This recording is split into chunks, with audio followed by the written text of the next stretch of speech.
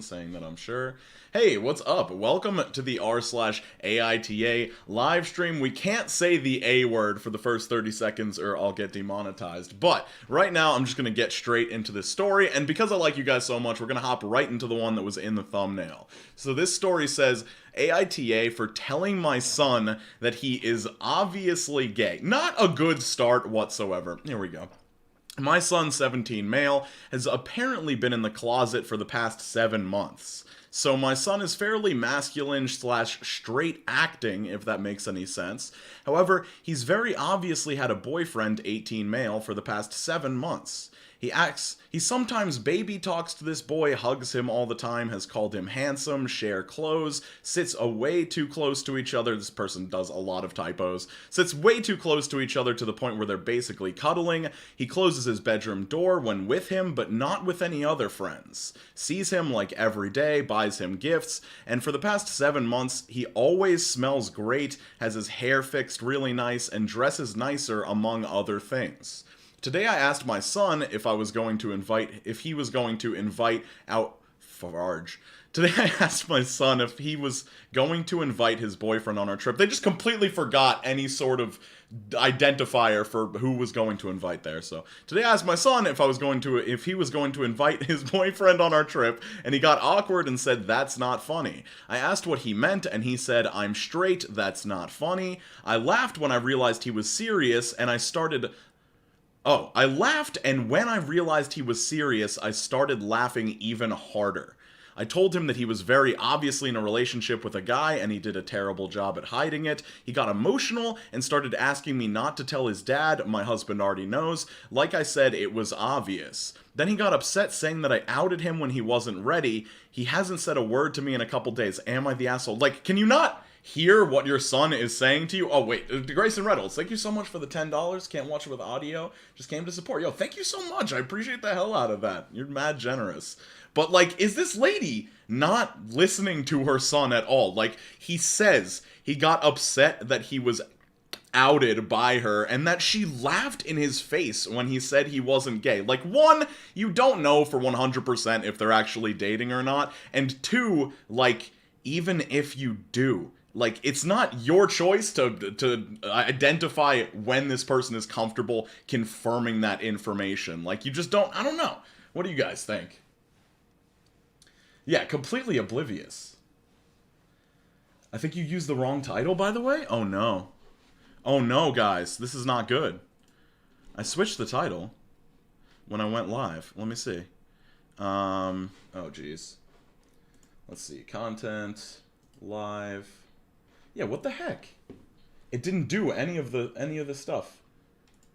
Okay, well that's fine. We'll just change it up real quick. This stream will probably go poorly because of this, but it's okay. It's not the end of the world. This is all for fun.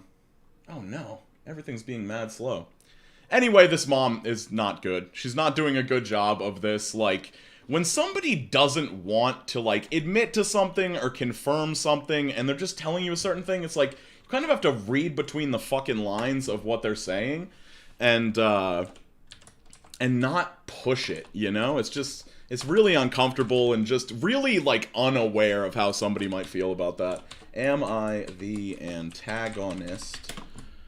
r/AITA. I hate you, Streamlabs. Why did you mess me up on this? Live 2. Oh, I know what happened. It was actually my fault. Anyway. Hope everybody's having a good night.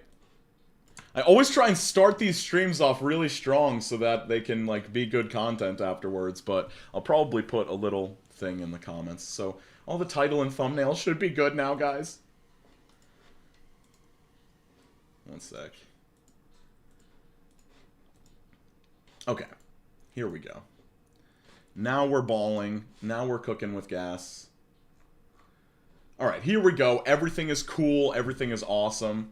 My egg donor outed me and I had no familiar support except from my younger siblings. I would have given anything to have this mother's support despite... Yeah, like, this is the thing that sucks so much, is it's not like she's, like, homophobic or something. It's not like she actually, like, hates her kid or, like, wants them to be straight. She just didn't know how to go about this with any tact whatsoever. Let's check out another story. Am I... Okay, wait. I can remove this now, because it's been more than a minute. So I can just pull this dog picture over here. Alright, cool. Now we can see the asshole. We're allowed to say asshole and fuck and poop now. Alright, here we go. I wasn't gonna do 2 creepypasta streams in a row. That would have been funny, though, if somebody wrote a creepypasta that, was like an AITA story format. That could be kind of cool. Alright. Am I the antagonist if I tell my friend her BF is planning to propose? My 27 female best friend has been dating her boyfriend, 26 male, for over 5 years. A while back, he reached out to me to help figure out ring size and setup so he could make this the most magical day for her. Having known my friend for 20 plus years, I know exactly how she wants her proposal to go and who she wants to be there, so I relayed all of this information to him months ago via text and over the phone. I even took the time to covertly find and confirm which ring she would love the most. A little background, my friend is incredibly family and friend oriented, and in the past expressed to me on multiple occasions, especially during the holiday season, that in the 5 years they've been together, he hasn't really made much of an effort to indoctrinate himself into her family or friendships the way she has for his. While I generally do like him, I've always felt that he is incredibly self-serving and self-focused. Okay, that's like really bad. You generally like him, but like these are 2 really bad traits. Anyway, recently through a mutual friend, I found out that he started a group text between his, emphasis on his, friends and family to set up the time and the date of the proposal. He has not only excluded myself, and according to the screenshots I've seen, he is doing everything verbatim I suggested he do, but he has completely excluded her family and other close friends from the event. He is planning on only having his boys and family present for the occasion, and knowing my friends would ultimately break her heart not being able to share this moment with her loved... Oh, knowing my friend, the person who's being proposed to, this would ultimately break her heart not being able to share this moment with her loved ones. I got heated and called him. At first he was dodging my questions, then just outright said, "This is my proposal, and I've spent enough time and money to choose how I do it. Just be happy for your friend. It's not like you're not coming to the wedding." This infuriated me, and to make matters worse, I ran into her mom and dad at the grocery store and subtly asked if they knew any possibility that she was getting engaged. They were unaware, and I know for a fact my friend has told him that he needs to ask her parents for their blessing. She's somewhat traditional. My friend wears her heart on her sleeve, and I can predict how this event will go down when she sees all of his close friends and family, and none of hers. Considering her previous sentiments about his lack of interest in her family/life, she will 100% see this as being hurtful and selfish, and I know she'll cry. To make matters worse, the location of the proposal is a whopping 30 minutes from her parents' home. What the fuck does that have to do with anything? I'm so confused in this story, you guys. I don't want to get involved in a fight or reveal the surprise, but on the other hand, I feel like I owe it to my lifelong friend to help her avoid being hurt and disappointed, and maybe even helping her rethink what her future would look like with someone who just doesn't really appreciate what she values in life. So, am I the antagonist if I tell my friend her boyfriend is going to propose? Edit. I did not tell her parents. I covertly inquired if he had spoken to them yet about proposing since it's been like 5 years in a joking way. Okay, that's better than it sounded earlier. Edit 2, the proposal is scheduled for this weekend. I will give you guys an update on how it goes. After so many responses, I've decided not to say anything and to let things play out. I think that's definitely the fucking move. I gave him an opportunity by expressing the need to invite her parents and friends like she's always wanted, and he chose not to. That's on him, not me. Yeah, it's like it's not this person's responsibility to like micromanage this whole proposal thing. It just feels like way too inserting yourself into the situation. Like this person sounds kind of obsessive over this whole thing, to be honest. Like, I know she wants her friend to have the best proposal possible and to have it be like a magical moment, but I don't know, I feel like it's actually just better in general to let this play out, and if the girl reacts poorly to this proposal, then maybe it's a sign that this isn't the guy for her, or whatever it might be. Just kind of, I don't know, don't like play all the like the background games to try and like make it happen the way that you want it to happen, because I don't know, I just feel like proposals, when somebody proposes, it should be coming from their own, like, creativity, their own, assessment of what their partner might want when they're proposing to them. And so, like, yeah, it's on him. And I hope this person comes to realize that. They decided not to say anything, which is definitely the move. But I still think that they might not have learned their lesson about micromanaging way too hard. I know what's best for my best friend. I mean, a lot of people do, but sometimes you just gotta let other people be themselves, you know? Be other people and do their own thing. Alright. Oh, I had this in a better... Anyway, that's all good. Okay. Am I the antagonist? This is always, like, family drama and stuff. And everything seems to be, like, weddings seem to be, like, the biggest, like, am I the asshole sort of moments. But this one is, am I the antagonist for telling my husband to stop bending over backwards for my mother after I establish boundaries with her? Am I the antagonist for telling my husband to stop bending over backwards for my mother after I established boundaries with her? Let me just click into it. Is it still formatted nice? Okay, yeah, it looks pretty good.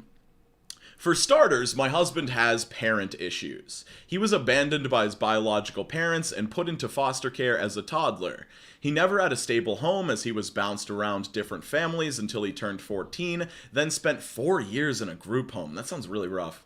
When we met, my family took on to him very fast, and my mother, 54 female, specifically developed a close relationship. For Mother's Day last year, he gave my mom a card and wrote a message thanking her for treating him like a son, and he said she was the mom he had always dreamt about having. It was sweet. I never minded him treating her as if she was his mother. However, my mom is very extra. Oh no. She wants to be involved in our lives a bit too much, which my husband only supports. She loves coming over to cook for us or inviting us over to her house for dinner. When our child was born, her wanting to be around intensely increased. I appreciated her help, but her being at our house almost 24/7 really got on my nerves as I felt she was invading my privacy. I established boundaries with her and basically told her that she can only come over when I invite her. I didn't invite her over for a few weeks, which upset her. I also declined the numerous invites to her house. Between Thanksgiving and Christmas, she was involved in a serious automobile accident which shattered her leg. She needed constant care while she recovered, which none of my sisters could provide due to their jobs. After our daughter was born, I became a stay-at-home mom and was expected to care for my mother. I declined and received much scrutiny from both my family and husband. She had no other choice but to be transferred to a rehabilitative facility? Bruh. Okay, this is not, like, I don't know. Overbearing mother is one thing, like, it's annoying, and, but I feel like none of this is, like, an abusive level or anything like that. Like, it might be too much, and I totally appreciate you setting boundaries, but I don't know. It's also a lot of work to take care of another person, but there's still more to this story. But instead of her choosing to take care of her mother while she was a stay-at-home mom, so she could kind of take care of the mom, take care of the kid at the same time, which would be difficult, she chose to have the mom put in a rehabilitative facility. Everything was fine until reports circulated about the facility 2 weeks ago, which resulted in 2 caregivers and the director being arrested. My husband completely freaked out, said we needed to get her out of there. However, the incident that occurred didn't involve my mother's side. It was the memory care unit, and my mom had been treated just fine. My husband got my sisters involved, which, of course, supported him. I was very adamant that she cannot come to our house. The next thing I know, our guest bedroom and bath have been cleaned up. I again told my husband I'm not going to allow this. Lo and behold, he arrives home with my mother. I was absolutely pissed. He said it would be fine as my sisters made a schedule to come over and care for her between their work schedules. So great, now I have my sisters invading my privacy too. I told my husband he married me, not me and my mom. I told him to bend over backwards for her and trying to please her. To stop. I think she means I told him to stop bending over backwards for her and trying to please her. I expressed how I felt that he is trying to compete I expressed how I felt that he is trying to compete with me, and my mom right now is gloating in that? All he could say is, this is your mother and you've obviously showed her you do not care. My sisters are livid with me and have said I'm a shitty daughter and could learn from my husband on how to treat a parent. I feel like my boundaries have been completely violated. There's a couple super chats here. Yo, Liz Lemon, thank you for the $5. Hello from Canada. I love Canadian people. They are the best. That's mad generous. Lucy Lucid, thank you for the 5. Look, I shouldn't be spending my money. No, please don't fucking spend your money. You make me so mad. You're a super cool dude, and I hope you continue to be super cool. Your vids help my bad anxiety. Yo, that is really nice to hear. I'm glad that, that's, like, one of the big reasons I keep making videos is when people say that, like, I don't know, it's just some sort of, like, comforting presence, because I know exactly how that feels with certain YouTubers. This fucking story, though, like, I get it. I'm a private person. I like to have my own space. I currently live alone, and I love it. Like, my relationship with my parents has never been better, because, like, it's so much nicer, like, when you're not living with your parents, and you just get to, like, visit and enjoy their company, and not have to deal with all those things that when, you know, 3 or 4 people are cooped up together, like, all the just annoyances of living together with people. Like, I totally get that. But, I don't know. Unless somehow the mother and all 3 sisters, or however many sisters there are like evil and are all ganging up on this person unjustly, it kind of sounds like this person might be the problem. Like, I don't know, boundaries are important, but sometimes emergencies happen, you know? Sometimes, like, more serious stuff happens and somebody needs to step up, and this woman was really kind of the only person that was gonna be able to.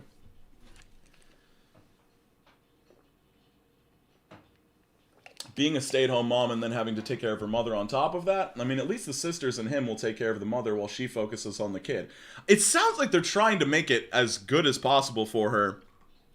It's like, I guess this is one of those situations where I feel like we almost don't have enough information, because from everything I've read here, there's just not enough of a justification for the mother being treated in this way. Like, it kind of feels like there's some deeper, like, resentment or dislike than the mom just being extra and overbearing. Like, I don't know. It is important to set boundaries, but I do think a person will understand if after their medical situation, their serious medical situation of shattering their leg is over, obviously you're going to go back to the boundary situation, but I don't know. It's difficult, because who knows? That could fuck everything up. But anyway, I think I'm more than slightly leaning towards the side of the husband, but it is what it is. It's a difficult situation. Yo, Jacques, thank you for the $5. Let's go, another late night stream for me. Very ready to fall asleep to this. Hell yeah, dude. Thank you for the support. Alright, let's see what this is. Ooh, this is rough, dude. This sounds so bad from the start. My god. Okay. Am I the antagonist? Am I the asshole for making a coworker upset when I corrected her that we are just coworkers and not friends? Wait, I need a sip of water.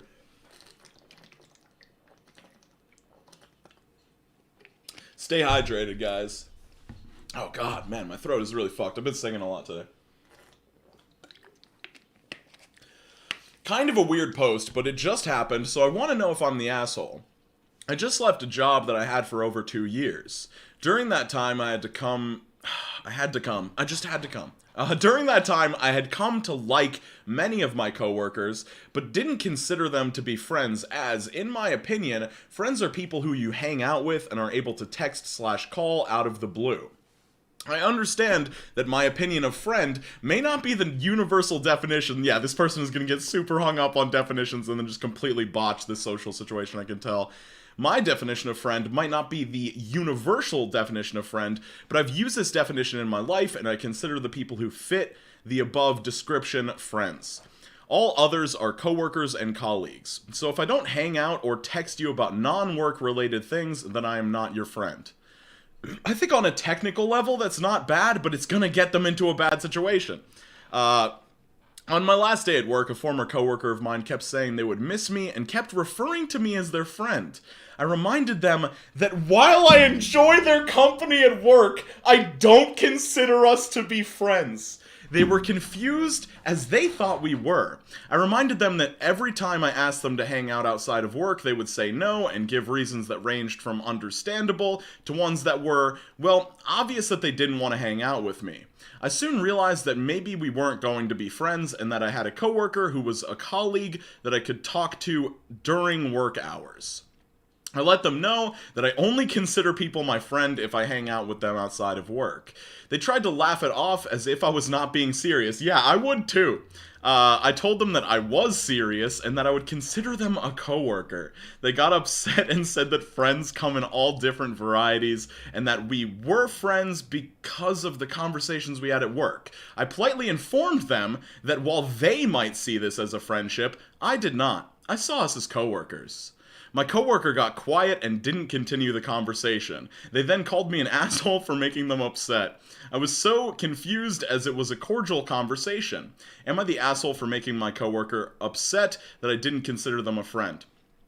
Edit. I forgot that sometimes I don't write out what I'm thinking. Just for clarification, the reason that I said I don't see us as friends is because this person would go and hang out with other people from the office and would tell me about it during work. Whenever I would ask to hang out, it would always be a polite no thank you. And that's fine. That would just make us coworkers. Maybe I'm being petty. Coincidentally, I also have friends that I hang out with outside of work from this job. Okay, when we get to the final conclusion, I'm actually starting to see this person's side more. Like, while it might seem like they're just like taking a stand on this very specific definition of friends, when this person's like, yeah, never saying yes to hanging out outside of work, talking about hanging out with other work people around you, knowing that they reject you every single time, and it's not always like an excuse, like they say that they were just straight up rejected a few times. So yeah, I would actually maybe fight for this. I actually might agree with the OP here. It sounds really bad from the title, for like a lot of Am I the Asshole stories, but I kind of came around by the end. That was interesting. Hey, Q, hope you're having a good night. Yo, Carrie, thanks for the 36 months. That's 3 years. Holy ball. That's wild. Thank you for the support for that long, and I hope you're also having a great night. Yeah, not the asshole. They were polite and cordial. Not everyone wants to mix professional and personal lives. I do think it would have been, like, unnecessarily... Like, I think it would have been an unnecessary stand on this specific definition of friends if there wasn't that rejection factor. Like, if these were two people that, like, just had fun at work and it was always a good time, and one of them was like, oh man, I enjoyed your friendship while we worked together, it would be kind of rude and weird to be like, oh, that's not what a friend is to me. But since the rejection factor is in there, I totally fucking agree with this original poster. They are not the asshole like Reddit said. Okay, what's this? Am I the asshole for telling my wife the onus of responsibility is for her to tell me things and not me to ask about them? Interesting. Anytime you start talking about onus of responsibility, it feels like a debate. Like, more than a fucking, couple conversation. Anyway. This question is so strangely unique and absurd, I'm almost ashamed to be asking it. I've been with my wife for 5 years, married for 3. She's a great mother to 2 young children, she's bright and empathetic, and she has this one distinct character flaw that I cannot abide. And I will now present it to you here to see if my response has made me the asshole, which she alleges it does. We are in a court of law. This is a debate. No, this isn't even a debate. This is a court case. Last night, my wife went out with some girlfriends. They like to jump from a few different bars. We text sporadically, but I trust her to be safe. That's good. She told me at one point she felt she was too drunk to drive and was going to leave her car there. We both have each other's location on, so I looked at her location, made note of it. It was 12 minutes from the house, no biggie. This is an important note, and I've thought this in my head but never shared it with her, but my wife generally does not tell me we're going from this bar to this one, which I like for no reason other than being cognizant of it and knowing where she is at a given time. I mean, yeah, it's perfectly fine for her to update you on her location. She also doesn't have to, especially since you, like, can see each other's locations. So I wouldn't consider that big of a deal that she's not constantly updating you. She rode with a friend to the next bar and then had me come get her. She had work early in the morning, so I took her home, helped her get in bed, and then called an Uber to take me down the road and pick up her car. It was almost on empty, so I stopped and filled it up and then drove it home. The next morning, she woke me up and said, "We need to go get my car so I can work." I told her I'd already went and got it and fueled it up so she was ready to go. She was pleasantly surprised and said, "How did you know what bar I was at?" I told her, "Well, you said you were too drunk to drive, and I looked at your location and made a note. This is where I think I might be the asshole. But to be honest, I wish I didn't have to do that. I wish you would let me know where you're going to be, just so I know in case anything happens to you. Sometimes you don't do a great job at keeping me in the loop." Her immediate retort is the character flaw. It doesn't just pop up when she goes out with a friend, it pops up often.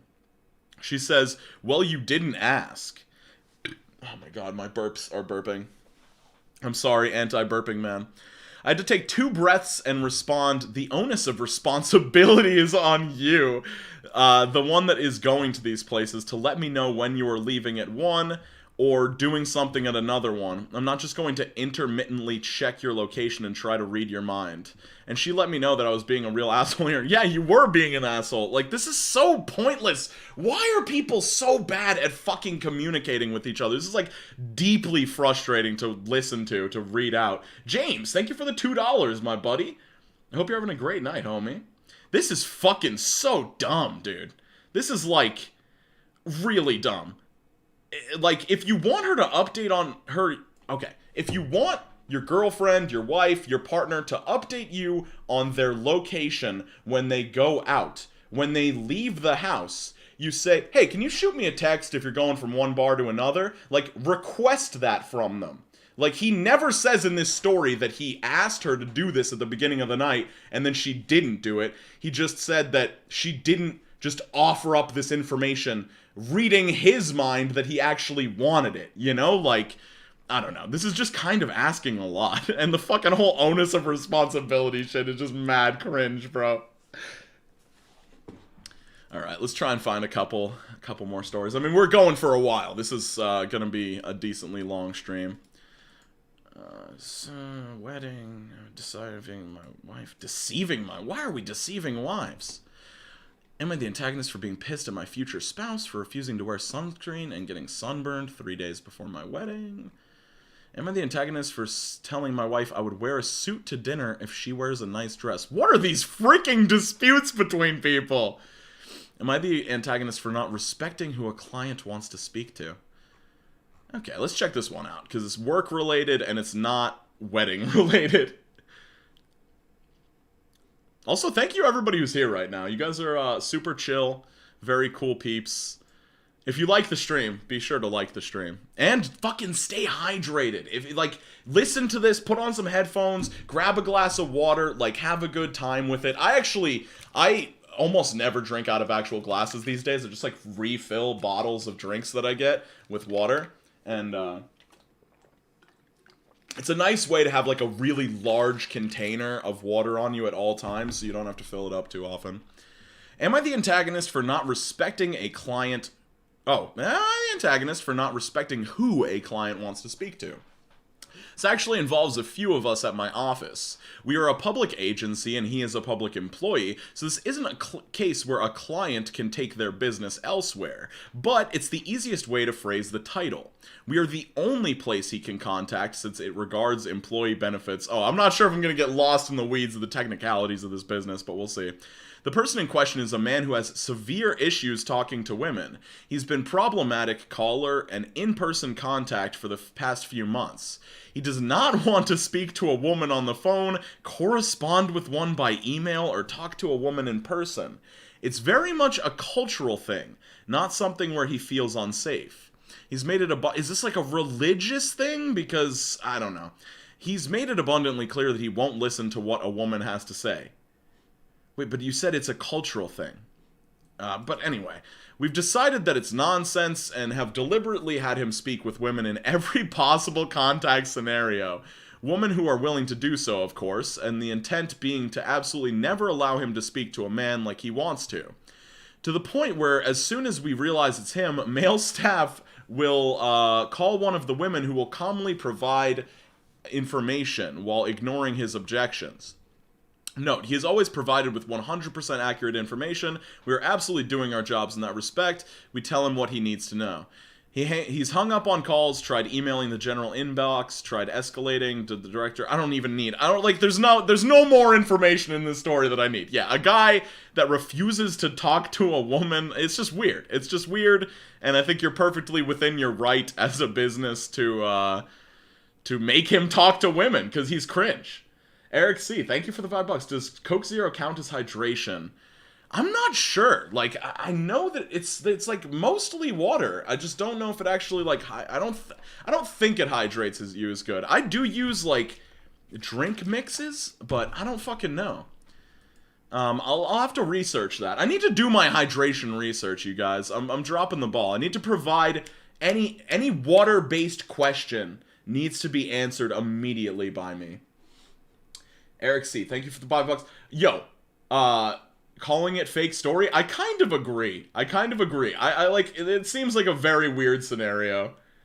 I mean, I do believe that there is a person out there that would refuse to fucking talk to a woman on the phone when they're dealing with customer service or whatever. But the coordination of the business does seem kind of weird to, like, constantly make him do it. I feel like you would just do whatever's easiest in that moment. Like, if a woman happens to be the one that answers, just do that. Or if a man happens to answer, you just do that. It's just, I don't know, if this person's, like, a client that actually, like, provides a lot of business for you and you can't, like, your hands are tied or whatever. Am I the antagonist for telling my wife that I would wear a suit to dinner if she wears a nice dress? I don't even know what's going on with this one. Am I the antagonist for that exact thing I just said? My wife wants to go to a nice dinner. I agreed to it. However, she wants to go above and beyond and wants me to wear a suit. I hate wearing suits, but I told her I'd do it if she wears a nice dress. Now, I didn't say it, but it's obvious that she would need to buy a new dress. I even offered to pay for it. Apparently this isn't fair because she didn't like the idea because a dress type I suggested would be more than she's comfortable wearing. However, she used to wear this type a couple years ago. AITA. Edit. I'm going to cancel our plans. Looks like we're at an impasse. Thanks for chiming in. What is this situation? So she wanted to go to a nice dinner. She wants to go up and above and beyond and have you wear a nice suit. He hates wearing suits, but he would do it if she wears a nice dress. I feel like it makes sense to match on some level.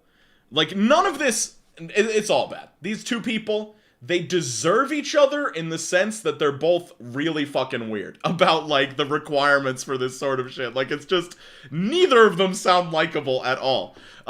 So yeah, I think this, it isn't just an everyone sucks, it's sucks to be either of you, type of situation. Okay, let me keep hydrating so my throat doesn't get itchy.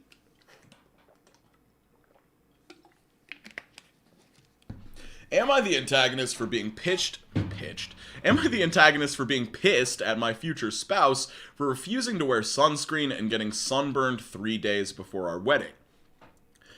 Our wedding is in 2 days.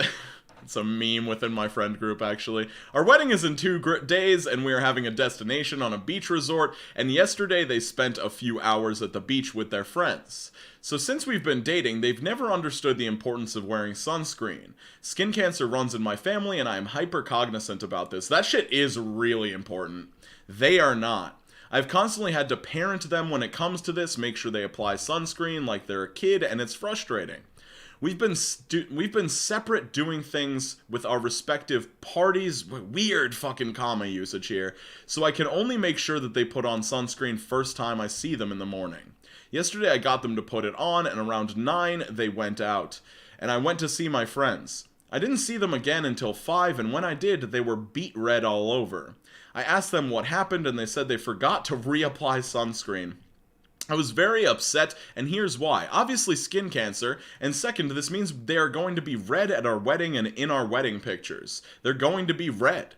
We spent a lot of money on this, and we only get one wedding and these pictures. I know pictures aren't the most important, but still, it's incredibly frustrating for me to have a baby have to baby them about this, and the reason why they'll look this way in the pictures is because they refuse to just listen to me. I went off on them and told them that now they're going to be red in our pictures because they refuse to listen to me. I told them I'm tired of babying them on this. They started crying and told me that it was an accident and that I'm a huge asshole about this and that.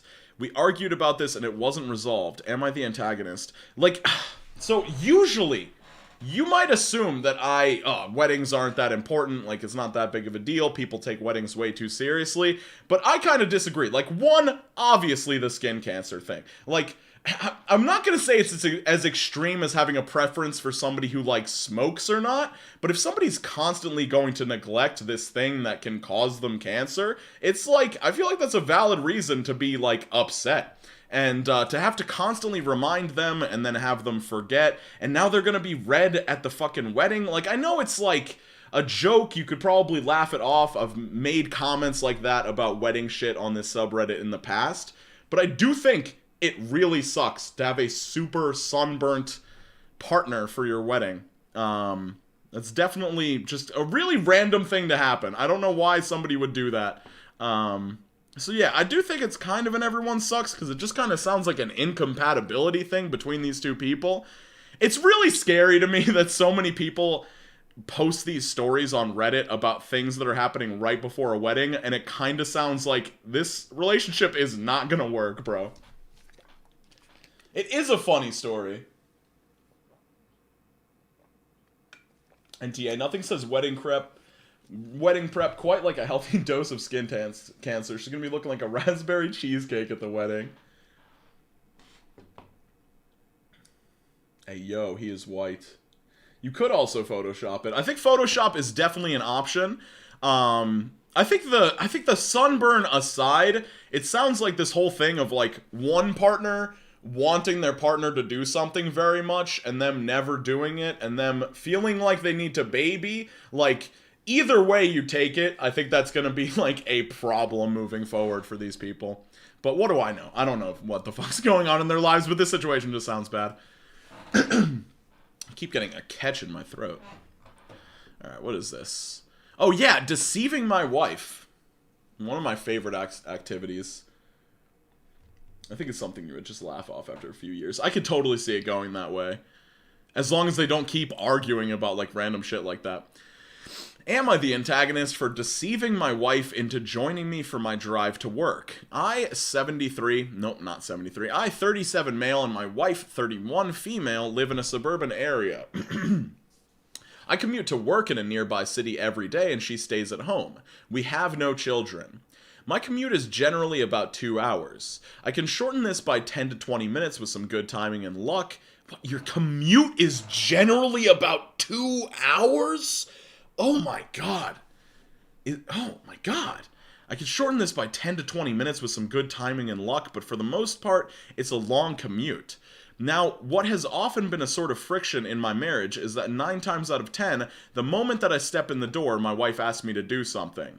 So if this person is just working a regular 8-hour workday, it's 12 hours. If it's fucking 2 hours each way. Yeah, so when I step in the door, my wife asks me to do something. She always has the same miscellaneous chore that absolutely cannot wait. She wants me to take out the trash, make dinner, wash some dishes, or whatever else.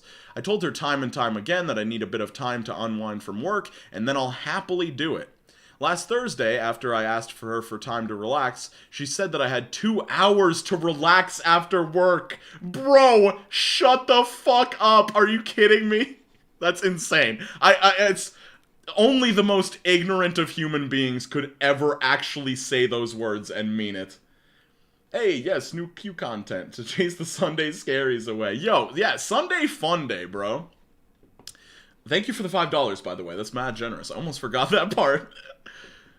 She said that I had 2 hours to relax after work. Commuting fucking sucks. Nothing about it feels good. When you get out of work, like I had a commute, I used to work in like the city near me, and it was for like a very short period of time because the commute was so shit. I would like drive to the train station in like the exact rush hour timing, and then take the train into the city, have to do like a 15-20 minute walk back, take the train, drive, and when I would get out of work, it would take me like, I think 40 minutes overall to take like the whole train section of the commute, and then I would have to drive a drive that is normally 20 minutes with no traffic, but it was like 45 to an hour every single time just because it was when everybody was getting out of work. And like when you get out of work and you know that there's that much time in between you and actually being home where you want to be, and actually it's the worst.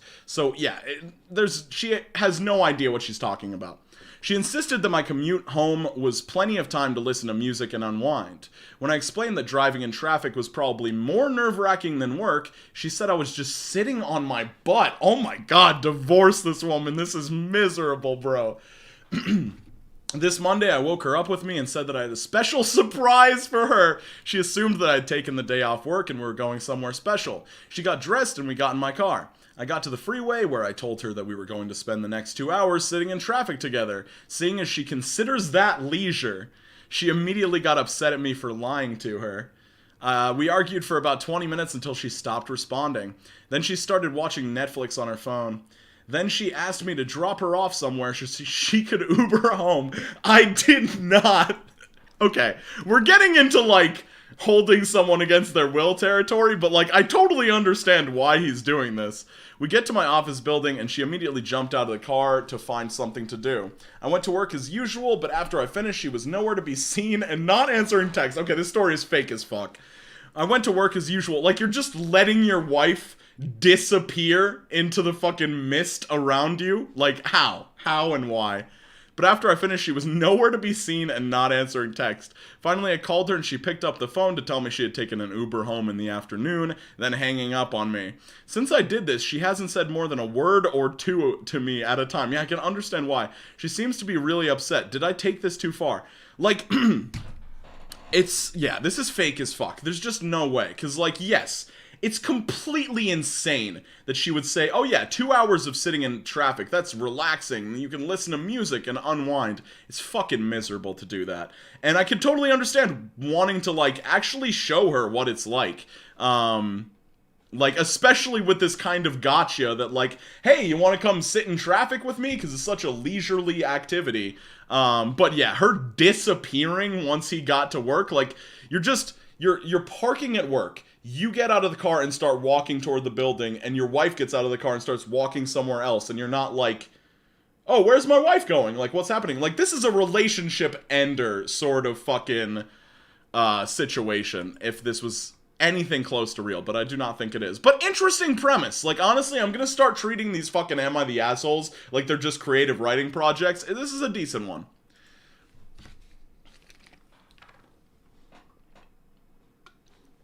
Okay, I do not give a shit about wedding stuff. It has to be, like, very good for me to care about a wedding thing. Oh, the proposal one. Onus of responsibility one. Alright, we gotta scroll through and find a couple more. How's everybody doing tonight? Just believe that it's real. It's way more fun that way. It is. It's this double-edged sword with me calling things out. If I call too many things out as being fake, everybody's just like, oh, do you not believe that everything's real? And then if I don't call it out, people are like, are you fucking stupid, bro? You actually believed that shit? Like, occasionally I have to take bait, and occasionally I have to call out a thing that not everybody might think is fake. It's kind of like you lose-lose in both scenarios. This song fucking bangs. I don't know if you can hear that at all. Wait. Oh, did I close this? One sec. Have you guys been hearing this music at all? No, you haven't. Gosh darn it. What's up, everybody? Surprise, I'm trying to get you to this chair for 10 hours to prove a point. Oh, surprise, I'm tying you to this chair for 10 hours to prove a point. Ooh, frivolous questions. I like that. I like Reddit. I actually hate Reddit, but Sometimes it's good. This scroll through of AITA filtered has actually been pretty good. We got a poop pants story. That's wild.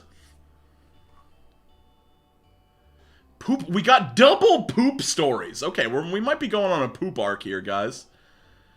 For inviting my dad and fiance's dad to the same dinner to announce our engagement, even though they hate each other. I don't really care. Am I the antagonist for telling my nephew the truth that no one in my family likes him? Okay, we got a couple bangers here, I think. Or at least they sound like they should be bangers. What's up, Dante?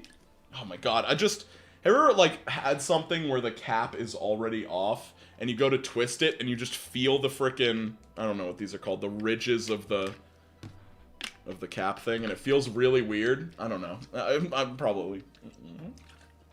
Anywho, am I the antagonist for wanting to buy something for myself, but not my wife? I actually don't care. Am I the antagonist for not entertaining my wife's frivolous questions?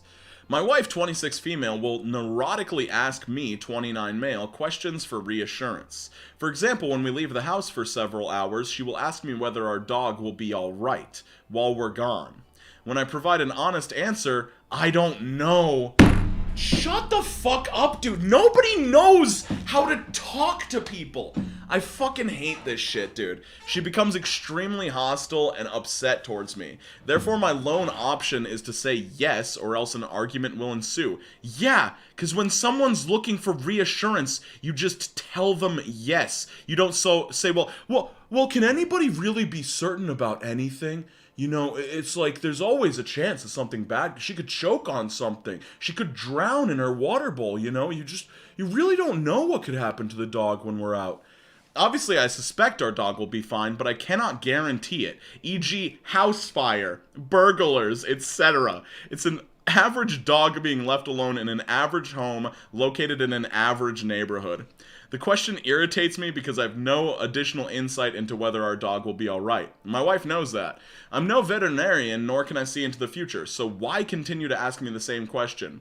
Accordingly, AITA for responding with, I don't know. So, I totally get 100% how these frivolous questions, or questions that are just like really random like this, and just kind of a sign of like deep worry about things that, you know, you just kind of assume nothing's gonna happen. Like, if something happens, it just happens, and you assume, like, I understand how these questions could be annoying, but you are absolutely fucking fueling the fire by just saying, I don't know, who knows, what could happen, I don't know. It's like, you are fucking so dumb, bro. Oh god, people are so funny! It's actually entertaining.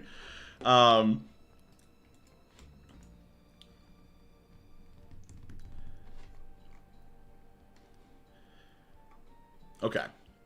Am I the antagonist for telling people my roommate pooped her pants? Throwaway because she's on Reddit. I don't know if she's on Reddit or not. I don't know. Like, as far as the autism question is concerned, I think, well, one, autism is a spectrum, and everybody that's autistic is autistic in different ways, you know? And so it's really frickin', like, there's some people that would never... I deleted the thing. But there's plenty of people with autism that would never end up in a situation like that. But some people might. And there's plenty of people without autism that would also end up in a situation like that just because they just aren't thinking. So, am I the antagonist for telling people my roommate pooped her pants? Throwaway because I don't know if she's on Reddit or not. My dorm mate has IBS. She was upfront with me about this right away because we share a restroom and didn't want me to be surprised if she spends a long time in there. The key aspect of this situation is that I have a pretty distinctive garbage bags that I use. They're bright pink and my sister got them for me as a gag gift when she went to Japan. What? I'm hoping that there's like a design on these bags because like... You're in Japan. You can get somebody any cool thing from Japan, and you're like, let me get differently colored garbage bags. Our trash room is shared from the floor, and I actually received a compliment once on the garbage bag from someone who also was throwing away all their trash at the same time. Now, we also have a floor group chat on Snap. A few days ago, someone messaged the chat, what the fuck, someone shit theirself and threw it away. Apparently the trash room smelled like actual human poo, and there was an untied garbage bag inside with a pair of poopy pants. Okay, this is pretty fucking gross, guys. I'm surprised anybody is staying in here. I started getting teased on Snap about shitting my pants because word got out that I was the one who has pink trash bags. Just stupid stuff like DMing me links to diapers and things like that. I told people it wasn't me, but nobody believed me because of the pink bags. Even one of my friends on another floor heard about it and was like, wow, OP, you couldn't have at least taken it outside to the dumpster? I exploded and told her that it was my roommate who pooped herself since she has IBS, and that she just used one of my bags to toss her panties. Apparently word got around, and my roommate confronted me yesterday, saying that I had no business telling people that she had IBS, and she was humiliated that I would tell people that she shit her pants. I told her that people were bullying me, and that and all that I'd done was clear my name. She called me a bitch and hasn't spoken to me since. Damn, and that's your roommate too. That blows. So am I the antagonist for telling people that it was my roommate who shit herself? God, this sucks. This absolutely sucks. Because even if people are just joking about the fact that you shit yourself, people are gonna think that you shit yourself. And I do think that, especially in a place like college, people are not that mature yet. Like, there's definitely gonna be tons of people that are mature, but a lot of college students, they're just 1 year out of high school or whatever. Like, people might actually, like, create opinions about you or feel a type of way about you because they think that you pooped your pants. And, I don't know, I kind of feel like as someone with IBS, you have a much more reasonable explanation for shitting your pants. So, hypothetically, it would be way easier for you to kind of explain it away, you know? But there is no win. That is exactly right, Oxy. This is just a lose-lose-lose. For sure, because nobody wants to be the person that shits their pants, you know? It's just, there's nobody out there that's like, I need people to know that I did this. Now that I think of it, when I took like a 2-month break because I got really sick a couple years ago, I did tell everybody in my comeback video that I shit my pants, but it was because my muscles were not working properly. Anyway. And now I just re-admitted that now. So now you know, I'm the pants shitter. It's me. That was really aggressive, guys. I'm sorry. I hope I didn't scare anybody away.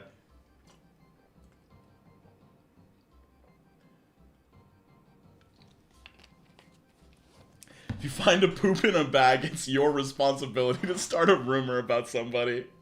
What's up? What's good? Alright. What? Oh, okay. I'm not even reading this one. We said we were gonna do a poop block. I can't handle another poop story right now, so we're just gonna skip the poop. Am I the antagonist for telling my nephew the truth that no one in the family likes him? What the fuck? This kid is 10 years old! Oh god. Oh no. Sarah Wilson, $4.99. Thank you very much. I actually do have bright pink cherry blossom scented trash bags because I'm extra. I got them in a Texas grocer. See, that makes a lot more sense. That sounds like a cool design. I like it. But yeah, if you're going to Japan, I want, like, you know, maybe, I don't know. I don't even know what I would buy in Japan, but I would try and buy something that's, like, unique to that space.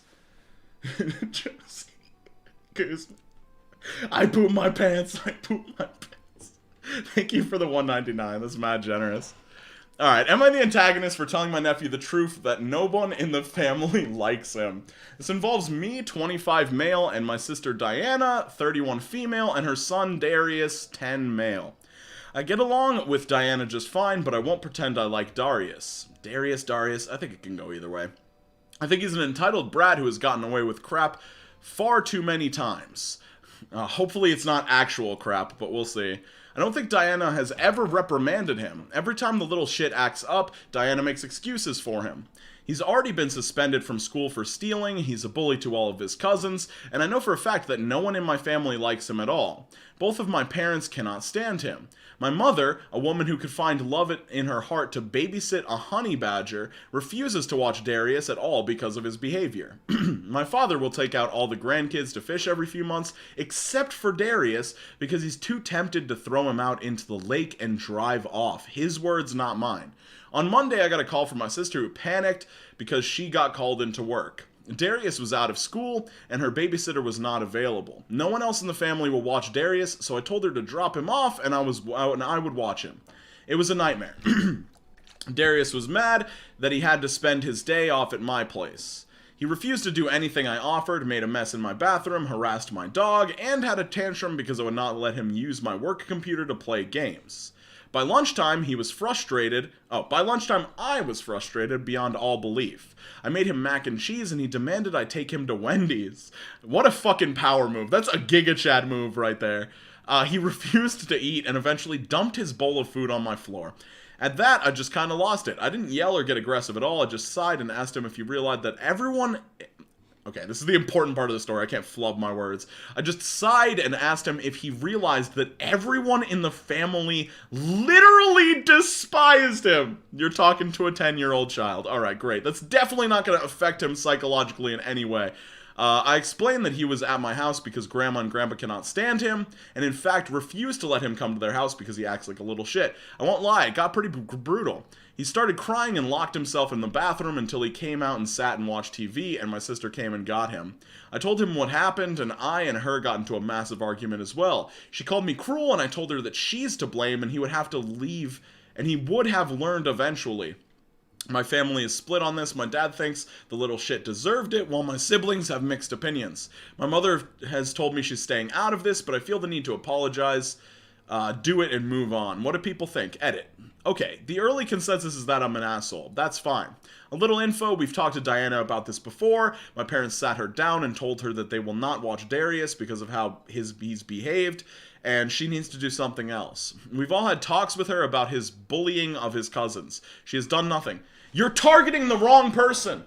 This is not, like I understand that there are some children that are just, like, unhelpable. They just have something in them that makes them just kind of evil and bad, and there's nothing anybody can do about it. But, like, the woman, the parent does not discipline her at all, or discipline him at all. She's just a bad parent. She's setting this kid up for failure. Like, you cannot, you can't expect, my God, my throat is, like, fucked.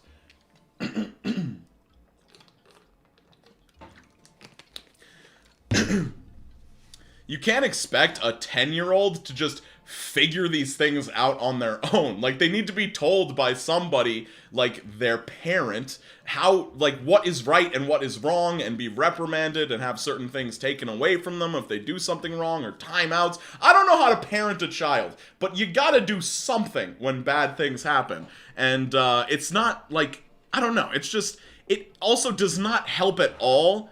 Like, I understand that this kid sucks.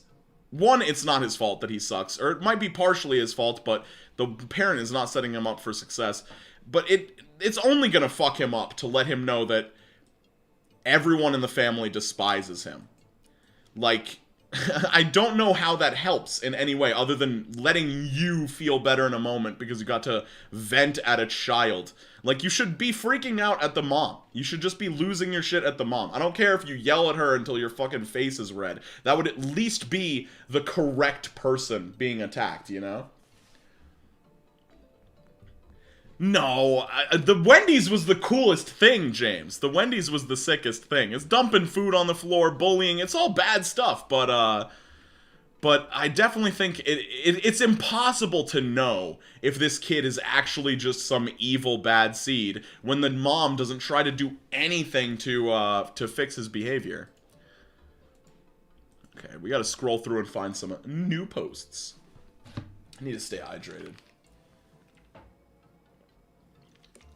Yeah, Rachel, I think that's a good suggestion. That's a good suggestion for, like, a starting point. I just think it's gonna be really hard to fix a kid when you're not the parent, you know, when you're only around some of the time. Like, that's why parents are, like, so important. Like, it's so important for them to actually be good at doing their job of being a parent, because they're gonna be the ones shaping their child the most. Am I the antagonist for refusing to... Okay, anyway. Am I the antagonist for screwing up my boyfriend's interview by not doing his laundry on purpose? Oh, God. Am I the antagonist for refusing to go to my grandparents' house because there's nothing to do over there? Excuse me, burpee time.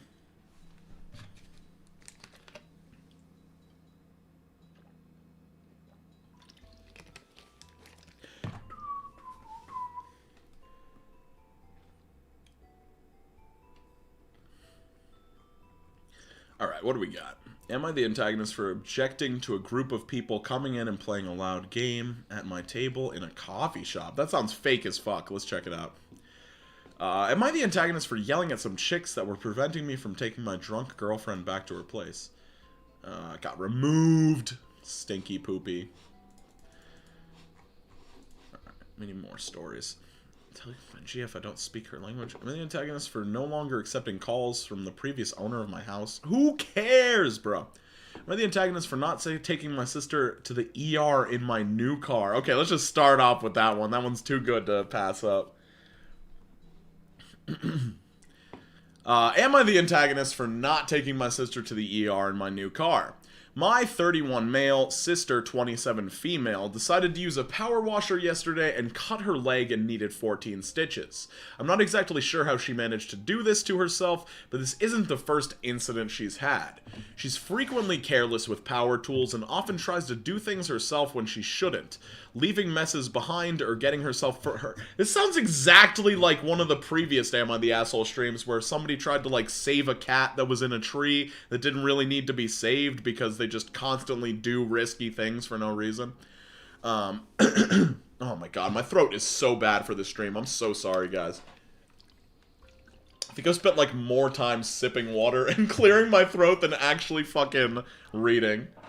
Playing the victim, the subreddit. That is absolutely true. So many people come onto the subreddit just looking for, I don't know, just looking to be validated. Okay.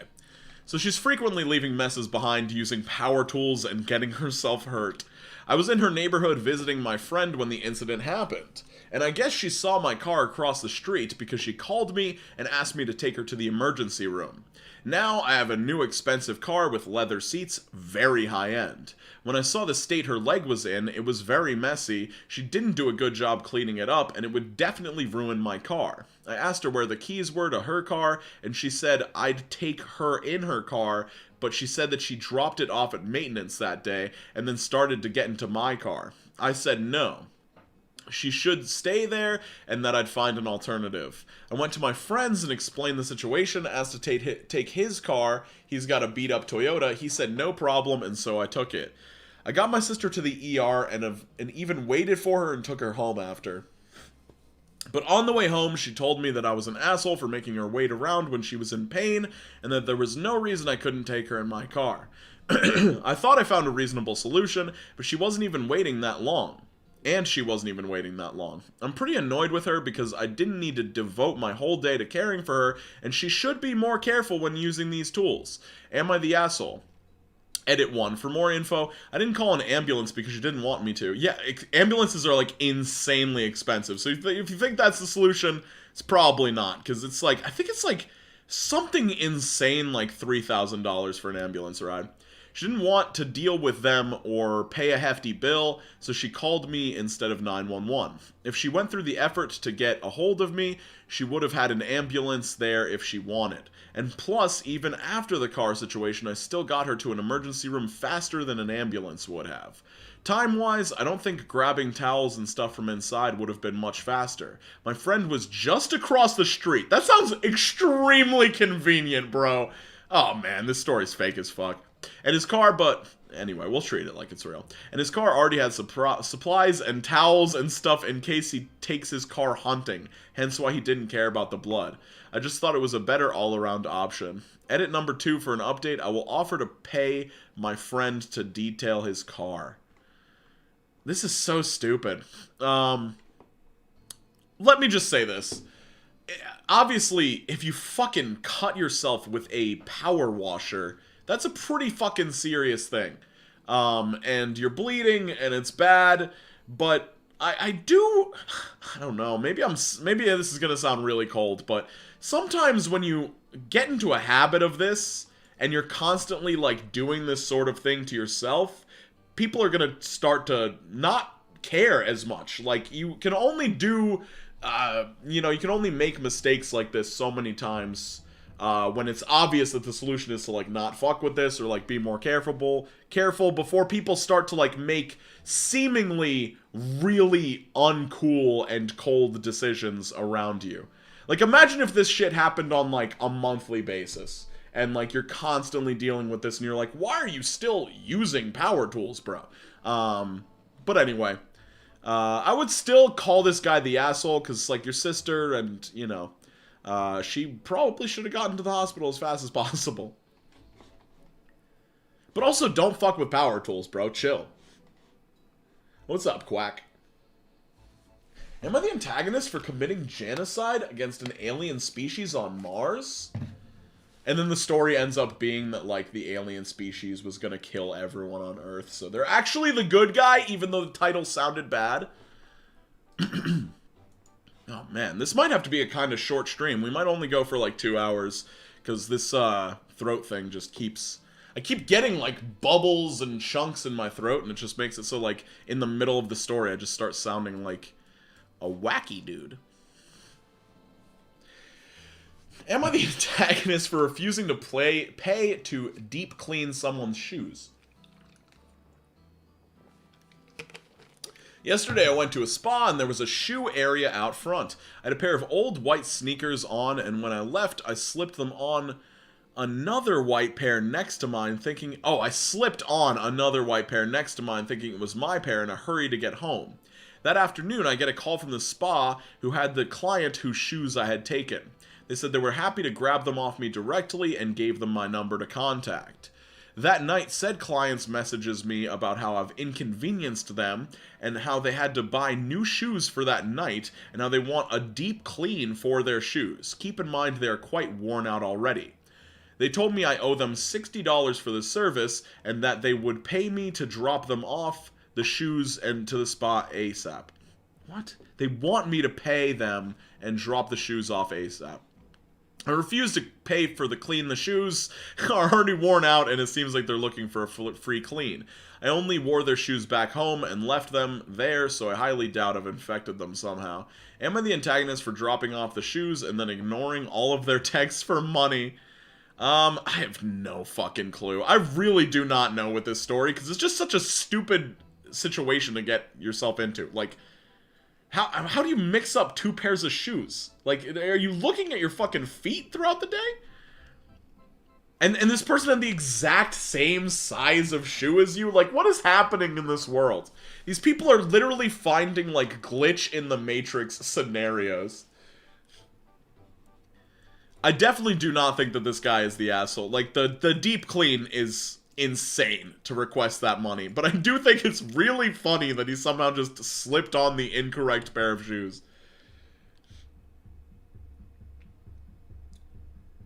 Already said it, but too much liquid coats your vocal cords. Makes talking harder, and you need to keep clearing your throat. Sorts. I'm a professional chorus singer. Well, I trust your opinion. It is one of those things, though, where, like, once like, the throat has gotten messed up, it feels like the only thing that fixes it in that temporary moment is the liquid. But yeah, I'm a big liquid drinker, so I don't know, I might need to reconsider. Okay. Am I the antagonist for screwing up my boyfriend's interview by not doing his laundry on purpose? Like, what are the relationships that these people are in? Like, just the premise of this is insane. Edit. When I got home, I did don't put the edit at the beginning. It makes no sense to do that. I love criticizing Redditors. I hate Redditors. Anyway, also the blazers from H&M. Why are you giving us information at the beginning of the story that requires us to read the entire story first? It makes no sense.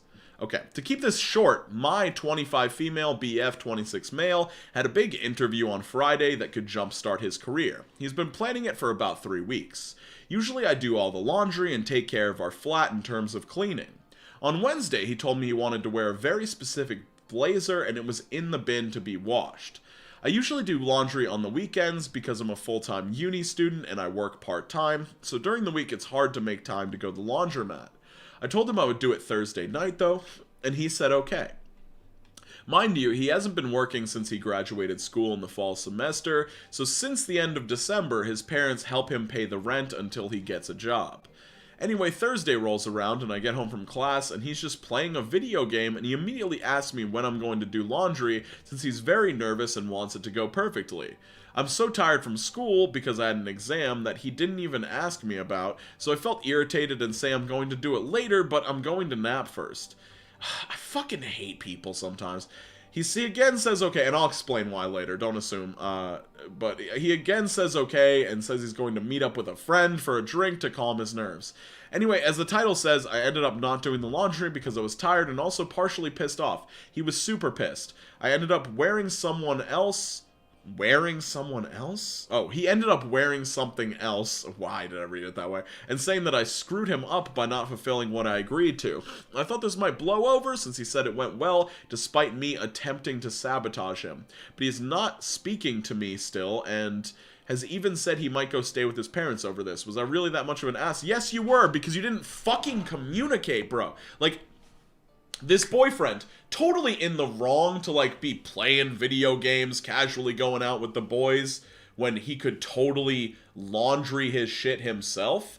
But how about you tell him that? Just tell him, hey, you should do this yourself. Like, yeah, this dude is super annoying, but if you actually want to be in a relationship with this person, you have to suggest to them, like try and make them better by saying, hey, there's absolutely no reason you can't do this yourself. Just do it yourself. Instead of, like, being petty and, like, not doing this thing that you said you were gonna do. Like, just, instead of ending up in this weird scenario where now you've done a revenge thing out of pettiness, just ask for them to do the thing, you know?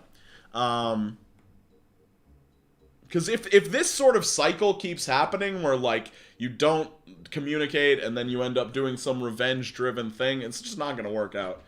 These people are in their mid-20s, oh my fucking god. He should have done his own laundry and not blown up at her. Her communication was bad, but that doesn't make her the asshole. I would honestly lead towards her being the asshole. Because even though... Okay. In a perfect world, this dude would have just done his own fucking laundry. But if you're in a relationship with somebody and you say you're gonna do something, outside of any factors, if you say you're gonna do something, the other person is expecting you to do that. And then when you don't do it, and it's a big interview that could, like, affect their job, I feel like that's just, it's kind of fucking over both of you. Because, like, if you want to be financially stable in the future, why would you, like, try and stifle your own partner's career in some way? What's up, Vice MC? I think both of them are the assholes. There's a ton of assholeness going on. What the fuck was that? I swear to God, I just saw something move behind me. But it's probably just... I don't know. That was fucking scary. But anyway, yeah, I feel like, in general, this relationship is probably kind of doomed. And hopefully they learn some stuff from this and end up being better partners in general. Because, yeah, there's just a lot of parts to the story. Because if I'm going to school full-time and working a part-time job, and I come home and see my boyfriend playing video games and going out with the boys, and I have to do his laundry for some reason, that's ridiculous. But I would just, you know, confront them there in that moment. And be like, hey, this is ridiculous. Okay. This is, like, such a boring story, but I am kind of interested. Am I the asshole for refusing to go to my grandparents' house because there's nothing to do over there? Am I the asshole for refusing to go to my grandparents' house because there's simply nothing to do over there? I, 16 male, have been refusing to go to my grandparents' house simply because there's nothing to do over there. Fuck! We've repeated the title 3 times now. Obviously, it was necessary in the actual title. Not necessary at the beginning of the story. Not necessary at the beginning of the paragraph. This is wild. I love Redditors. But this person's 16, so they get a free pass. I, 16 male, have been refusing to go to my grandparents' house simply because there's nothing to do over there. Background. For my whole life, my parents were split from age 1 until I was 16. I would stay over at my grandparents' on school days and on my other parents' house on the weekends. Until a few months ago, I decided that I wanted to stay at my other parents' house on school days and my grandparents' house on the weekends. Of course, that means I had to switch schools because I decided to bring all my stuff with me to my other parents' house where I'm staying right now, which includes a VR headset and a PC. But lately, whenever my grandparents invite me over for a weekend with them, I decline softly because there's nothing to do over there. I should also mention that it is winter and they don't want me going outside. I feel really bad, but I don't want to waste my weekend on doing nothing or being on my phone. What? Why did... Okay, let's see what the Redditors have to say. You're the asshole. You will miss them when they are gone. Life is more than going on a PC and playing games. All 4 of my grandparents were gone before I turned 11. Both of my grandfathers were gone before I was bored. Okay. Just put yourself in this kid's shoes. You're 16 years old. Yeah, I might not want to hang out at my grandparents' house every weekend with nothing to do. Like, grandparents are extremely important, and yes, they are the highest risk people in your life to expire. But, that doesn't mean you have to spend every single weekend with them. Like, it kind of goes back to, like, the thing with my parents. Like, I'm terrified of my parents dying. If either of my parents die, I do not know what is going to happen in my life at all. And I think about it all the time, and it sucks. But that doesn't mean I'm gonna go back to live with them just so I can maximize the time. Like, you just do your thing. And yeah, you're probably gonna regret when they pass away that you didn't spend every single second that you could with them. But that's just how life is in general. And I do think this person's 16. Hopefully his grandparents will be around for a while. I do think he'll appreciate his grandparents more if maybe he takes some time away from them and then learns to enjoy it more. I don't know. It's just, I wouldn't call a 16-year-old an asshole for wanting to play video games or have fun on the weekend when he can't even go outside when he's at his grandparents' house. I get it. I relate to the youths. Hang out with them occasionally, but you shouldn't have to be bored every weekend with them. Agree. My grandparents live in Tennessee and I live in Florida, so going to my grandparents is a big thing. I'm actually going next month. See, in that sort of situation, it's like fun. It's like a special occasion. It's like, I always get excited when I get to see my grandparents because it's like a special thing. And yeah, it would be totally nice to like live closer to them or like, I don't know. Alright, am I the antagonist for objecting to a group of people coming in and playing a loud game at my table in a coffee shop? This just sounds so fake, I have to read it to see what it's all about. Am I the antagonist for objecting to a group of people coming in and playing a loud game at my table in a coffee shop? My team at work is remote, so I work from home. I spend part of my workday at a local coffee shop where most customers are working on their computers. It's a popular spot, so sometimes it's hard to find a table. Often, customers who don't know each other will end up sharing the largest tables. When I arrived at the coffee shop today, the only open table was the largest table in the shop. It wasn't an enormous table. Wait. So it's the largest in the shop, but it's not an enormous table. Okay, it seats 5 people total, but only 4 comfortably. I set up my computer and got to work. I'm finishing up a weeks-long project against a deadline later today. About half an hour later, 2 men approached the table and asked if anyone was sitting on the other side. I said no and moved my sweatshirt off the table to make room for them. I assumed they were there to work because they wore backpacks. They set their backpacks down and went to order their drinks. When they came in, one of them said to me, "Just so you know, 6 more people are coming and we're going to play Dungeons and Dragons here, so it will be pretty loud." I objected. I said that it was fine if they were going to work or have conversation on the other side of my table, but trying to squeeze in 7 people to the 4 remaining seats and playing a loud game was not going to work for me. They told me I was entitled and that because this was a public space, I basically just had to deal with it. I thought that this was rude. I told them that they were crowding me out of my own table because it would be impossible for me to work at the table, and that if they were using this as a game table with a lot of other people. They had already asserted that it would get very loud. I decided to leave because I didn't have time to waste with a fast approaching deadline. As I was picking up, they mocked me for being upset, saying that they were confident I would figure it out and that this too shall pass. That's such a Giga Chad thing to say. Because there were no open seats at the coffee shop, I just went home. To me, it seems like someone is if someone is at a table first, then anyone who joins a table should be basically respectful to that person. Yes, it's a public space, but am I really entitled for asking them to not disrupt my table with a loud game because I was already sitting there? What's the etiquette for sharing tables in a public space? Edit, to clarify, this coffee shop is right next to a university. Some people bring 27-inch plus desktop monitors and camp out all day. I do not. 95 to 100% of customers are usually studying or working. It's definitely the norm at this shop, more so than others I go to. Before my current laptop-based job, I worked as a barista for 7 years. I know to share space and also keep buying things to pay for the space I occupy. I buy something every hour. Wow, that's actually pretty good. Including at least one meal each time I'm there, and I usually stay 1 to 3 hours. I did not expect or ask for silence or quiet. The coffee shop normally has ambient noise. My objection was specifically about these men using this table as a D&D game table, too large to fit, fucking reiterating things that have already happened in the story. Yeah, I don't know. This one sucks because it's like, it's based on so many, like, unwritten rules. Like, the fact that people sit in coffee shops and do work on the computers, like, it's sort of an anomaly. Like, obviously it makes sense, free Wi-Fi, decent environment to do that sort of thing in, but it's almost like this weird thing that people do, that, like, the space can be used for anything. It does seem to make way less sense to do something like D&D in a space like this. Like, I do not get that at all. I think it's absolutely ridiculous to be trying to play, like, a big game like this in a space that is, like, I don't know, not at least semi-private to you, because it just seems really strange. This whole thing feels weird. But yeah, I would definitely say that this person is not the asshole. It's your table first. It's kind of, you're in charge of what happens at it once you've claimed the table in this sort of scenario. If you have a singing bard, it can be loud. Yeah, there's so many better places for D&D that don't annoy other people.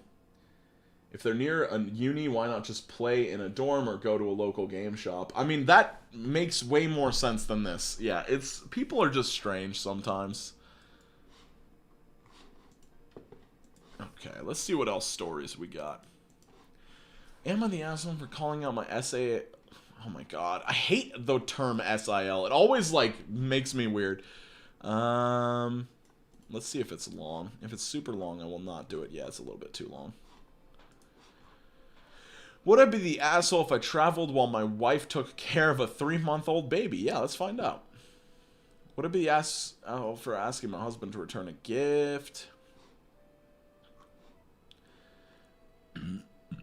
Excuse me, I burped.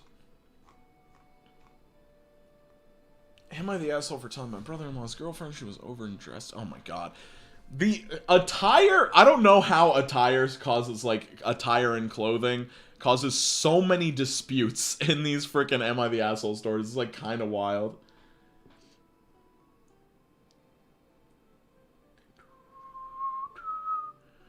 Screaming at my sister for keeping secrets from my kid. I don't know. We do not care. Am I the antagonist for going to a party because my friend won't lock her dogs up? Ooh, let's see. Alright, so we got 3 asshole stories in a row. Let's see what happens on them. What do we got? Okay.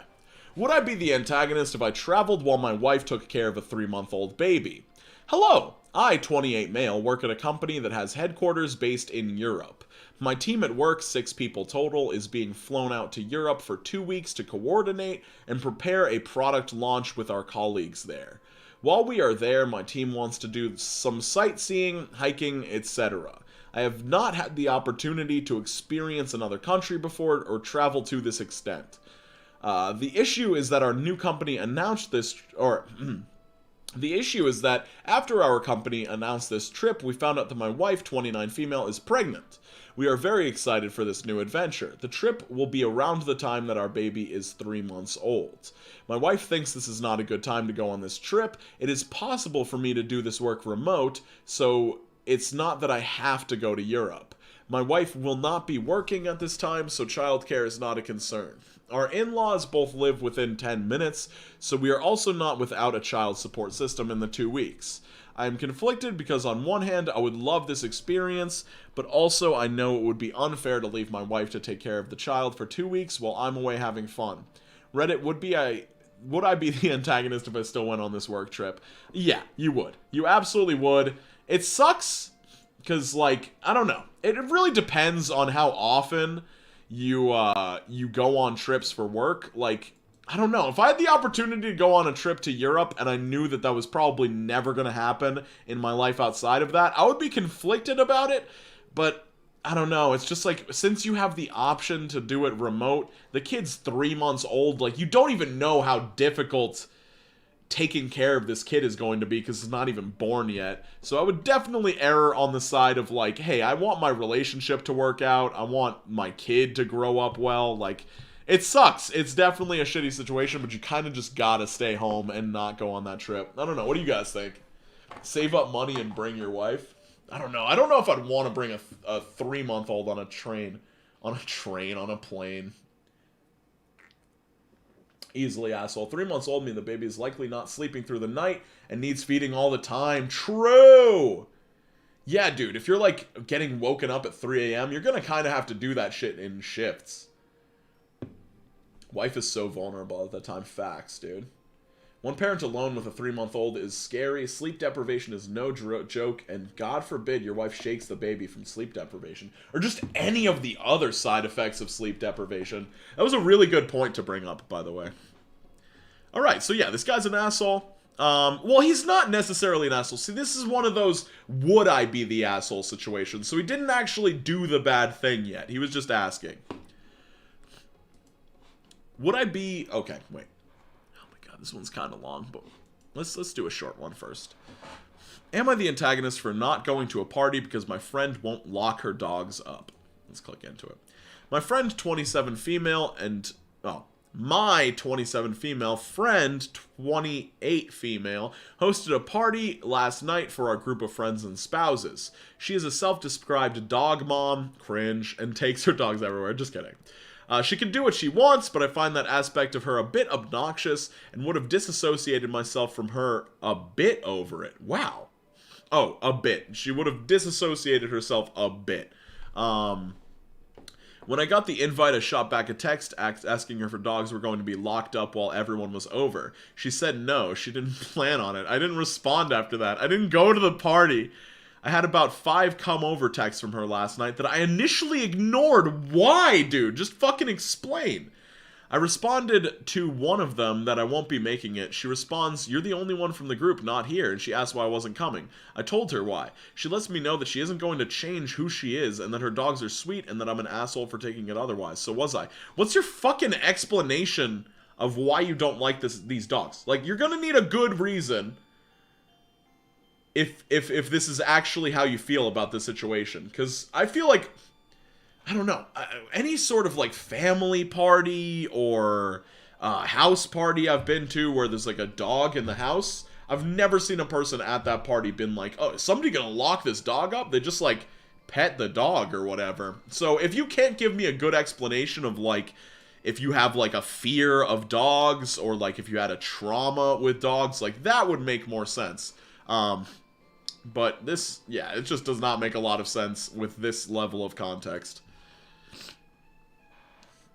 Not surprised that he doesn't respect his wife enough to even consider this. Bonding is... Oh, yeah, we're still talking about that. She doesn't even explain the reason in the post. Yeah, it's wild. Like, people... Yeah, people really just be out here not giving us enough information. Am I the antagonist for asking my husband to return a gift? This sounds awful. I'm not going to read that one. Am I the antagonist for refusing to talk to my brother and his GF because they stole my baby name? Am I the antagonist for replacing all the photos in our share house to pictures of a coworker as a prank prior to the staff party we are hosting? Okay, this sounds freaking insane. Guess I'm a weird person, but I thought it would be really funny to go on a coworker's social media, download their photos, print them off, and replace all the photos in the frames around our house with said photos and not say anything. I live in a share house, and all of my roommates did the same. Some of my coworkers found this hilarious, but it turns out that the coworker whose photos I printed off is a massive stoner and became really paranoid about it and didn't know what to do. I spoke to him about it at the party, and he just said I'm a weird person and thought, oh, I'm a weird person, and it's weird that I thought it would be funny. He seemed to be chill about it, but another worker kicked up a massive fuss about it and basically ruined the staff party, labeling me as an asshole and a psycho. Am I the asshole here? Edit for those who seem to have missed it. I received communication that the person in the photos thinks the prank is hilarious. Him and his housemates were laughing about it afterwards. He's seen the thread too, and he finds it funny. Reddit is so dumb sometimes. Why would you call this guy an asshole? If the person being pranked enjoys the prank, it's not a problem. That's just what it boils down to. I was gonna ask the question of, like, how close are you and this coworker? Because if you just literally picked a coworker at random and did this, yeah, I think that would be wild. But yeah, another person, like, getting offended on behalf of the person who found it funny, yeah, just not, it makes no sense at all. Like, you are not the asshole at all, my dude. I'm sorry that a bunch of stupid Redditors made you feel that way. That's hella creepy for your information, right? It could be hilarious, or it could be actionable. This really depends on the specific relationship between Stoner and OP, as well as the overall workplace culture for their team. I can only think of one friend that could do this to me and make me laugh instead of cringe. But I can think of several people that would give me nightmares if I did this. Like, I totally understand how this could be creepy, but, like, I think it's the over-the-topness of the prank that makes it funny. Like, all the frames are you. Like, I just think that it's a silly thing. I think a more safe version of that prank would maybe to have, like, be like a celebrity, like, all your pictures are John Cena now or something funny like that. But the guy who was pranked found it funny. That makes it not creepy. But yeah, anyway.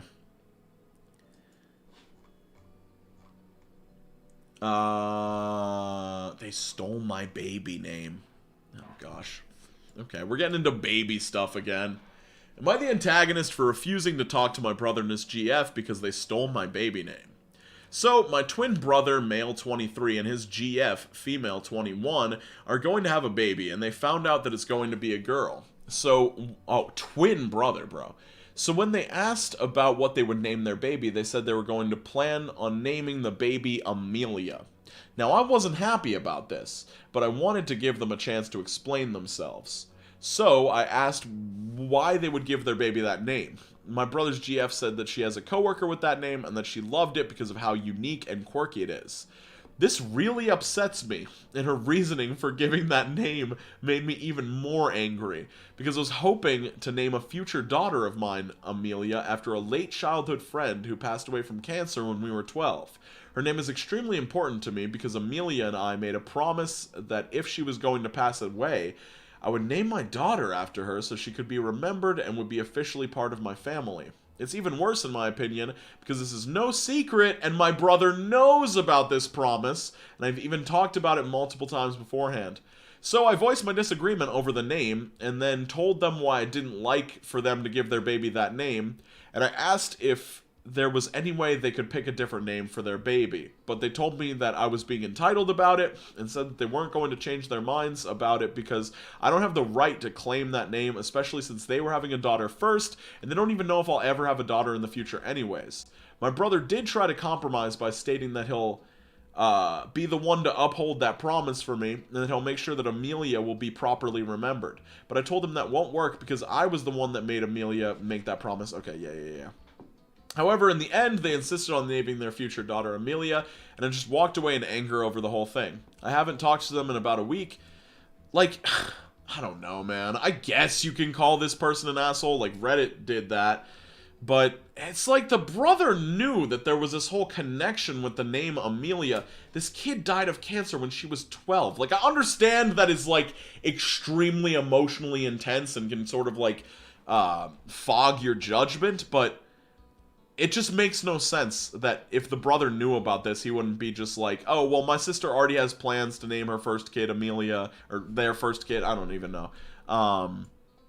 It's a weird thing. I don't know. What do you guys think? I kind of need you guys. Why don't they both have a kid named Amelia? I don't know. If you have cousins with the same name, that's kind of, I don't know, that's kind of weird. It's a name. Everyone shares names. They're not copyrighted. Grow up. OP doesn't know if he/she'll have a daughter. I have the same name as my cousin. Both my mom and uncle were close to this person. Happened in my family.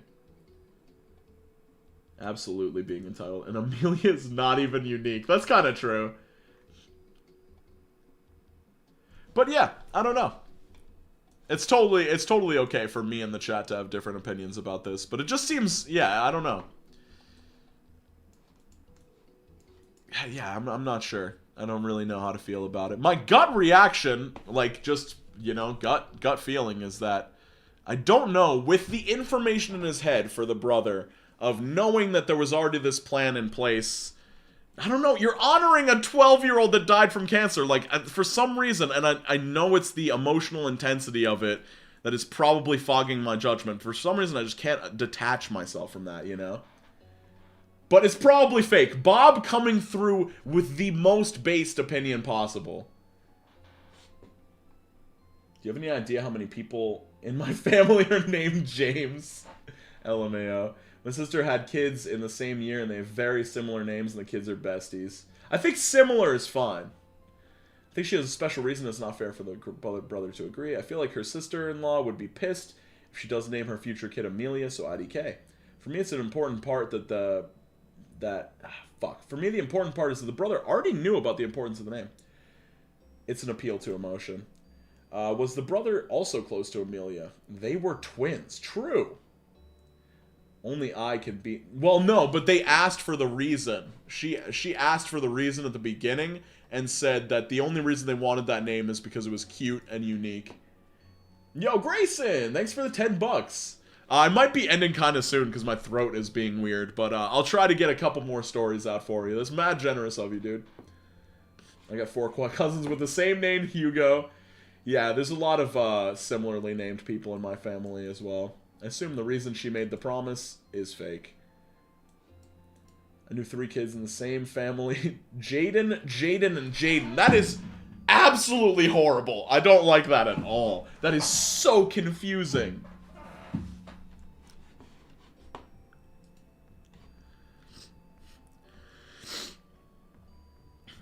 Am I the antagonist for calling my gay friend free conversion therapy? That is a very loaded statement. There's gotta be, if Reddit decided everyone sucks, there's gotta be at least an attempt at a good explanation for this. I, 27 male, have a friend who's gay, Ryan, 27 male. Ryan and I are basically like brothers because we met in a foster care at 9 and always kept in touch. When Ryan and I were 23, he started dating this man called Alan, then 18, now 22 male. Most of our friends were a little weirded out by the age gap. Wait, what? When Ryan and I were 23, he started dating a man named Alan, 18 and 23. Okay, 18 and 23, it's on those, it's in the territory. Most of our friends were a little weirded out by the age gap, but Ryan told us that it was normal in the gay community. Alan is bisexual, which is also important to the story. Is 18 and 25 weird? Or not 18 and 25, 18 and 22. Let me know. Alan was genuinely a very nice kid. He was very loving towards Ryan and also pretty well off, so he helped Ryan out financially too. I genuinely believed that they had a healthy relationship, or a perfect relationship, and they ended up eloping a few months into their relationship. Their marriage unfortunately ended when Ryan decided he wanted to move to New York to get to know his biological mother, and he didn't tell Alan until a month before because, in his own words, he had fallen out of love with him and didn't know how to break up in any other way. Ryan did, and still does, have a tendency to get into relationships and move very fast by moving in together or getting engaged and then dumping them a few months/years later, when he freaks out about how fast they moved. So that's basically what happened to him and Alan. This is so fucking confusing. I'm like lost in the sauce in this story.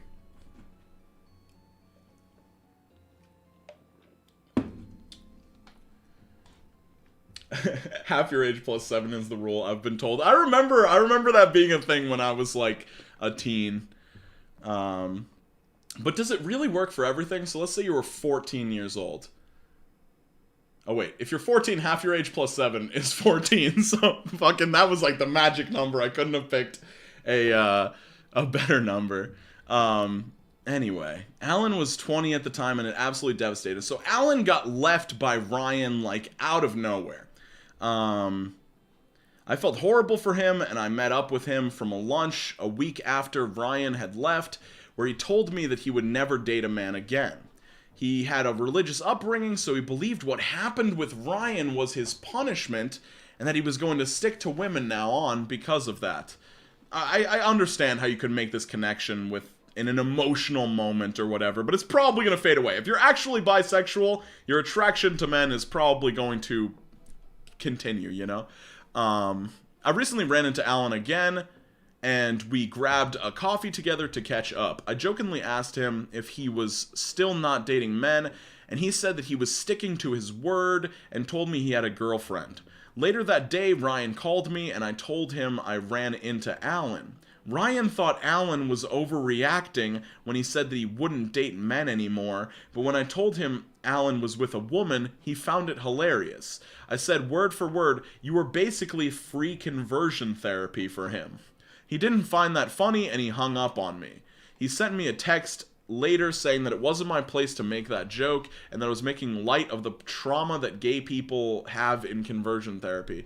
I immediately apologized and said I didn't mean it like that. I meant it like Ryan had traumatized Alan out of dating men. Which is how I took it, to be honest.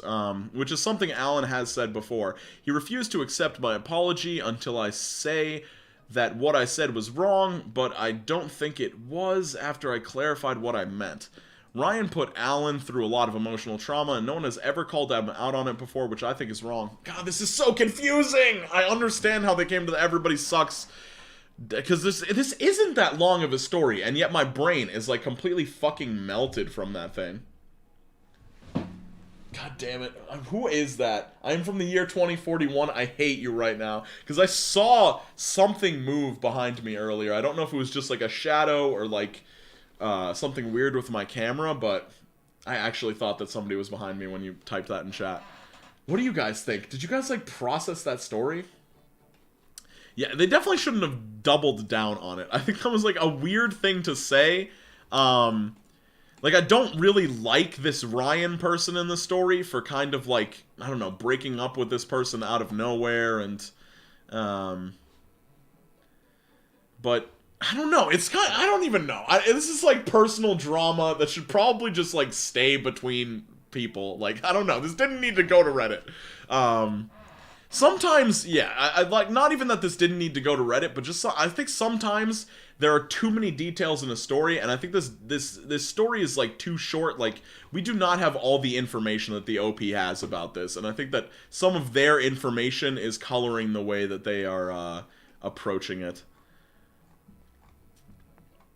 AITA for being all over my husband at dinner with my family because my aunt was telling everybody that we were divorced. Oh my god, this sounds like a nightmare, guys. Dear Lord. Oh god, I hate this. I hate the premise of this deeply. Am I the antagonist for being all over my husband at dinner with my family because my aunt was telling everyone we were divorced? Our marriage had a rocky start, but things are better now between us. My husband never normally comes to events with my family anymore because he had issues with my dad and brother. So, okay, he had issues with my dad and mother. Oh my god. Sorry, I was trying to do something. I'm trying to, like, cue up something in the background here. Okay. My husband never normally comes to events anymore because he has issues with my dad and brother, so we thought it was better for our marriage and my relationship with my family if I go off alone. My extended family haven't seen him for over 3 years, and my aunt was convinced that I'm divorced for some reason. I didn't actually realize she thought that I was divorced until she told my cousin she would be divorced at 25 like me if she didn't wait until they were... Okay, that's completely out of pocket. I was offended and upset, and especially when she refused to believe that I was still married, so I pretty much begged my husband to come to dinner with my family to prove a point. During that dinner, I could tell that he did not want to be there, and he was being a lot more touchy than normal, so I was being more affectionate to show that I appreciated him coming and to prove a point to my aunt. I warned my dad and brother that he would be attending, and they both promised to behave, but they still ended up having a fight with him because my brother rudely asked if I had to be all over him, and that he didn't need to see some jackass grope his little sister. In hindsight, I should have predicted that my family would have reacted like that. I don't know. This is fucking weird. I mean, do you guys think this is weird, or is this not weird? I think it's weird. I think it's like, the aunt is completely out of pocket for saying that. Like, don't assume that somebody's divorced, and especially don't use, even if they are divorced, don't use them as the example of, like, what happens if you do bad things or whatever. But you don't gotta get all touchy-feely, like, over-the-top PDA, public displays of affection at the table. Like, that also seems way extra, and, like, you should really just not give a fuck what this aunt thinks in the first place. You don't need to, like, prove a point by touching each other a bunch. What do you guys think? Everyone is weird. Yes. It was some nasty work from the aunt. True. Hey Q, which is better, cold drinks or warm drinks? I gotta go with cold drinks, because cold drinks are an all-the-time thing. I think that warm drinks are a situational thing for me. These posts are getting super confusing. Yeah, I'm glad it's not just me, because I was like, is my brain just not working properly? Everyone is weird. Why is the aunt getting into her business like that? Facts, dude. I do feel bad for the husband. Sort by controversial new posts. Let's see the wildest stuff. Do they even have sort by controversial anymore? Let me check out the... Nah, they don't have it on the new Reddit. I would have to go to the ugly old Reddit. Which, like, the old Reddit, I liked old Reddit when it was what Reddit was. But now that old Reddit is, like, the old Reddit archive style, it's kind of like... It doesn't work as well. Like, they're not updating it. It doesn't feel as fresh.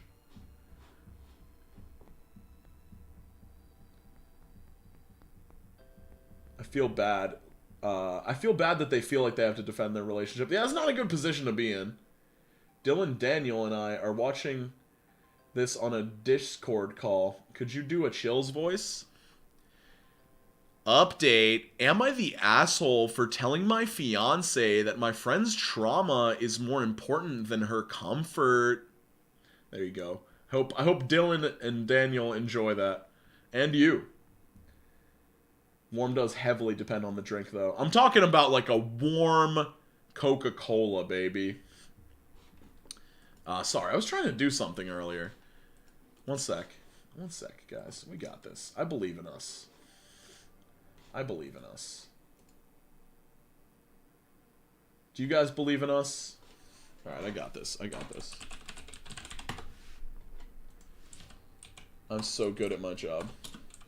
I was actually going to make a stream where I just played RuneScape today, titled, I'm really bad at being a YouTuber, ask me anything. But I figured this would be more fun. Okay, cool. Alright, so, yeah, check out my music channel, but I think this is where I'm going to wrap up for this stream. It was delightful, I keep having this fucking throat issue. Oh god, it's not, like, centered. Oh god, you can't even see what the name of my music channel is. Gosh darn it. I'm so bad at this. I'm also really bad at everything. Okay, wait. There we go. Let's click on the stream. Let's just streamception right now. Oh no, you didn't freak me out that much. It's like a momentary thing. But that's my music channel. If you're interested, I'm posting music over there, like, all the time. Oh god.